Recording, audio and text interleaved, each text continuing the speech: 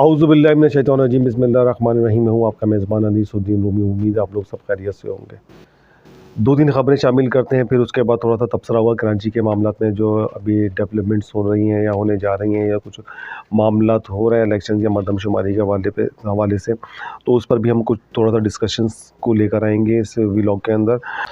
पहले तो हम ये डिस्कस करते हैं कि बिलावल भुट्टो साहब ने जो है एक बयान में, एक प्रेस कॉन्फ्रेंस के अंदर ये बात कही कि दहशतगर्दों से बात नहीं हो सकती। परवेज़ इलाही को एतमाद का वोट लेना पड़ेगा। इलेक्शंस में ताख़िर या कबल अज़ वक्त की मुखालफत करेंगे, यानी कबल अज़ वक्त जो इलेक्शंस होते हैं उनकी मुखालफत करेंगे। और दहशतगर्द ये किसको कह रहे हैं कि इमरान खान साहब को कह रहे हैं, इनकी गवर्नमेंट को कह रहे हैं, उनको जो है पंजाब के अंदर उनकी गवर्नमेंट है जो भी है मामला, तो कह रहे हैं कि दहशतगर्दों का बराह रास्त उन्होंने इनको दहशतगर्द मुखातिब करते हुए कहा है। दहशतगर्दों से मुजरिमों जैसा सलूक होना चाहिए, मुत्तहदा के साथ चलना चाहते हैं।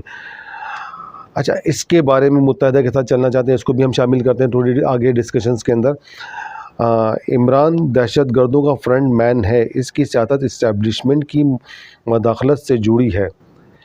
इस्टेब्लिशमेंट की मदाखलत से इनकी सियासत जुड़ी है। अब इस को समझना पड़ेगा कि वो कहना क्या चाह रहे हैं कि इस्टेब्लिशमेंट की मदाखलत से इमरान खान की सियासत जुड़ी हुई है। वक्त साबित कर देगा कितने न्यूट्रल हैं। वज़ीर आज़म और इनकी माशी टीम ने मुल्क को डिफ़ॉल्ट से बचाया। जरदारी और बिलावल की ज़ेर सदर पार्टी की CEC के इजलास और प्रेस कॉन्फ्रेंस के अंदर ये डिस्कशंस हुई हैं। अच्छा, दूसरी तरफ ये देखें कि जो अपना जनूबी वज़ीरिस्तान में ऑपरेशन हुआ है, 11 दहशतगर्द हलाक हुए। फोर्सेस ने दहशतगर्दों की बड़ी कार्रवाई नाकाम बना दी। मरने वालों में कमांडर हफीज़ुल्ला और 2 दहशतगर्द हमलावर भी शामिल। भारी असला गोला बारूद बरामद। ISPR अफ़गान तालिबान से इनके वादे पर बात करेंगे। तोशा खाना केस हतमी मरहले में दाखिल। इमरान हमला केस की रिपोर्ट अदालत तक नहीं पहुंची, फवाद को कैसे मिली, कह रहे हैं राना सनाउल्लाह साहब। अच्छा, दूसरी तरफ ये देखें कि आर्मी चीफ की सऊदी वज़ीर दिफा से मुलाकात, अस्करी ताउन बढ़ाने पर इत्तेफाक हुआ है।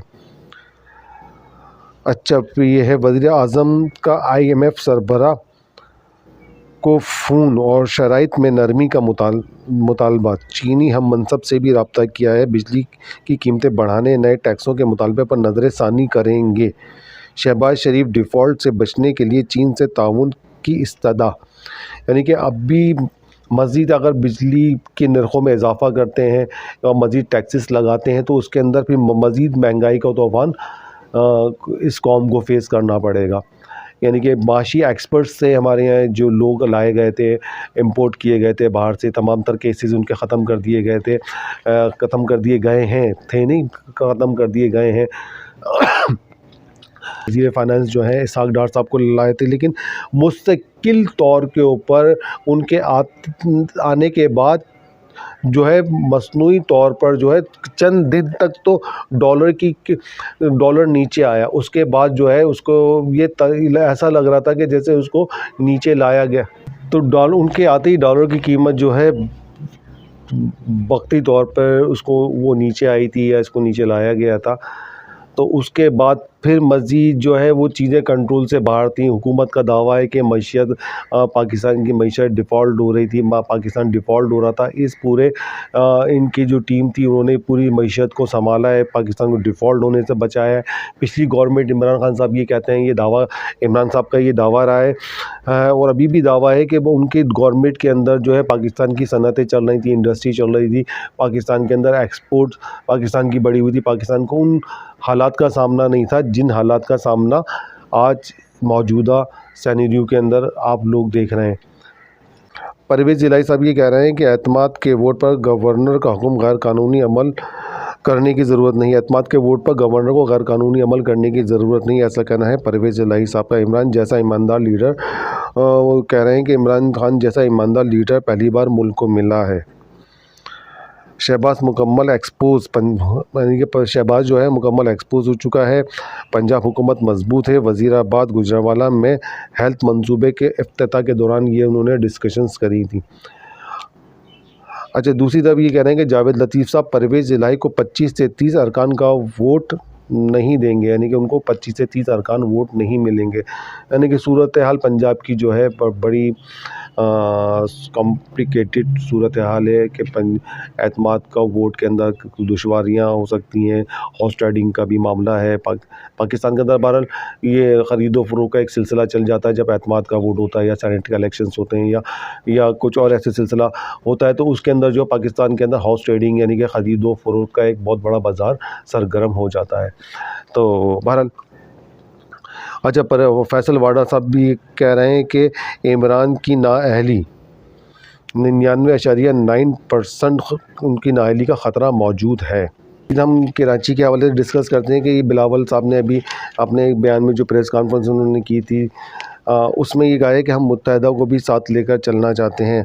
अच्छा, अभी मैं जुमे की नमाज में गया था तो वहाँ पे कोई पम्फलेट्स तकसीम किए जा रहे थे जिसका उन्वान ये कि एहतजाजी मुजाहरा जाली धांधली ज़दा मुतासिब हल्का बंदियाँ नामंजूर कबल अज़ इंतखाबात धांधली नामंजूर बल्दियाती इंतखाबात से पहले बाख्तियार बल्दियाती निज़ाम ज़रूरी है, शफ़ाफ वोटर लिस्टें ज़रूरी हैं, दुरुस्त हल्का बंदियाँ ज़रूरी हैं।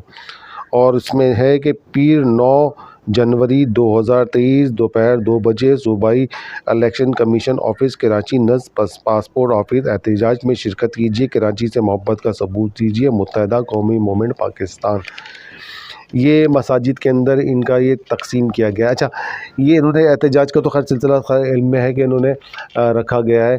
अब ये चीज़ समझ में नहीं आती कि एहतजाज किसके ख़िलाफ़ है। ये एहतजाज किसके ख़िलाफ़ है? एहतजाज अपने ही ख़िलाफ़ किया जा रहा है, यानी कि अपनी ही गवर्नमेंट के ख़िलाफ़ एहतजाज किया जा रहा है। आप उस गवर्नमेंट के पीडीएम के इत्तेहादी हैं।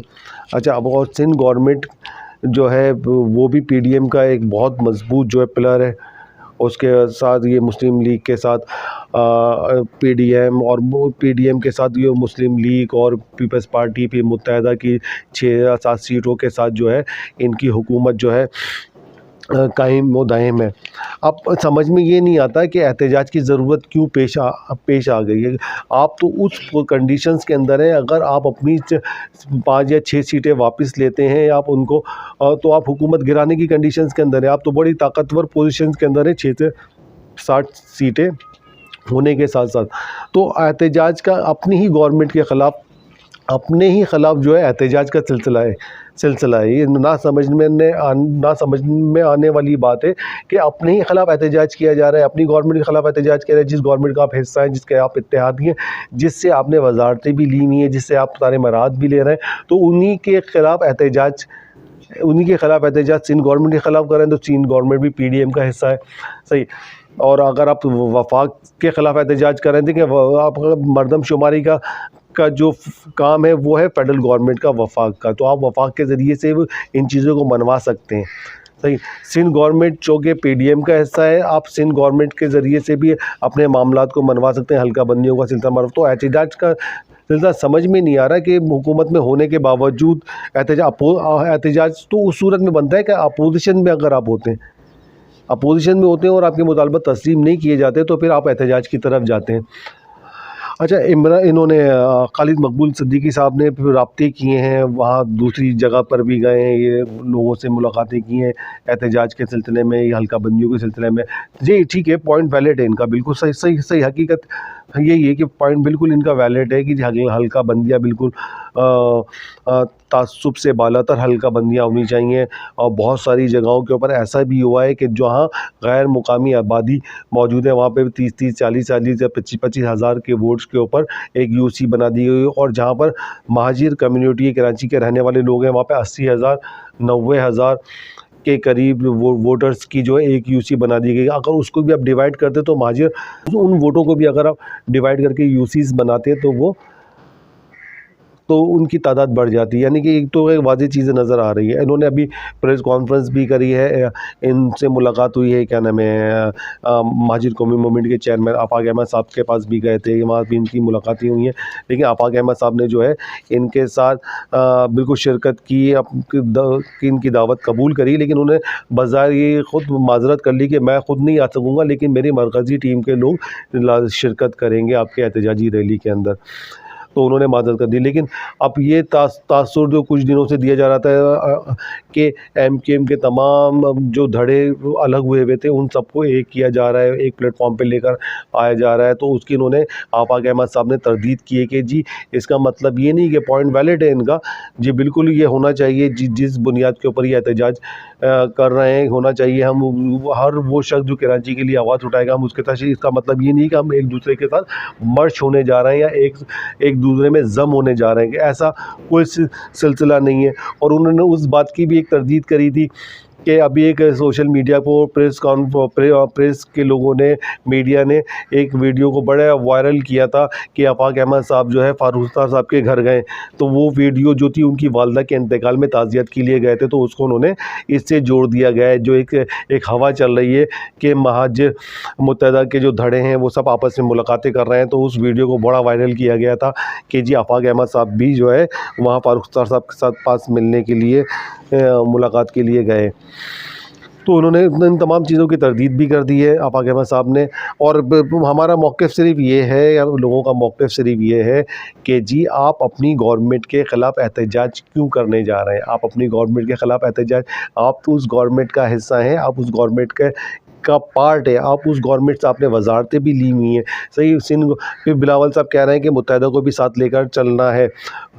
तो ये सिलसिला कुछ ना समझ में आने वाली बात है कि एहतजाज अपने ही ख़िलाफ़ एहतजाज करना, अपने ही ख़िलाफ़ रोडों पे निकल आना, ये बात तो आप टेबल टॉक के ज़रिए से आप सिर्फ़ एक कॉल दें कि जी हम हुकूमत से अलहदगी इख्तियार कर रहे हैं इन मुतालबात की बुनियाद के ऊपर। एहतजाज को छोड़ें साइड में, एहतजाज आप उस सूरत में करते हैं जिस वक्त आप अपोजिशंस के अंदर होते हैं। आप अपोजिशन में नहीं हैं, आप हुकूमत का हिस्सा हैं। आप हुकूमत का हिस्सा है तो ये चीज़ इस कौम को, कराची में रहने वाले लोगों को ये चीज़ हज़म नहीं हो रही कि अपने ही गवर्नमेंट के ख़िलाफ़, अपने ही लोगों, अपने ही इत्तेहादियों के ख़िलाफ़ आप एहतजाज करने जा रहे हैं कि आपको उनसे शिकायत है। आप तो उस कंडीशंस के अंदर खड़े हुए, उस पोजीशन के अंदर खड़े हुए कि आप अपनी सीटें वापस लें और उनकी हुकूमत डिज़ोल्व हो जाती है। पाकिस्तान किस दौर पे, इनको तो आपकी हर एक चीज़ जो जायज़ चीज़ है वो माननी चाहिए गवर्नमेंट को, वो चीज़ आपकी मानेगी। इंशाअल्लाह फिर दोबारा हाज़िर होते हैं। अपना बहुत ख्याल रखिएगा। पाकिस्तान ज़िंदाबाद, पाकिस्तान पाइंदाबाद। अल्लाह हाफ़िज़।